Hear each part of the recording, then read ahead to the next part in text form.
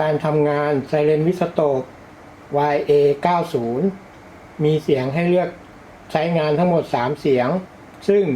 การเลือกเสียงสามารถทำได้โดยปรับดิฟสวิตช์ด้านหลังดังนี้เสียงที่1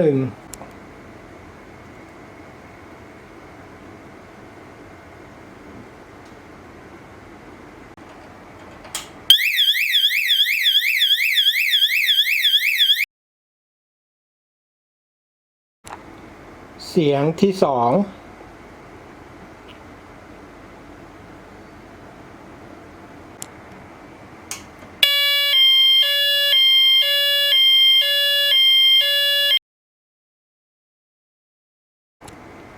เสียงที่3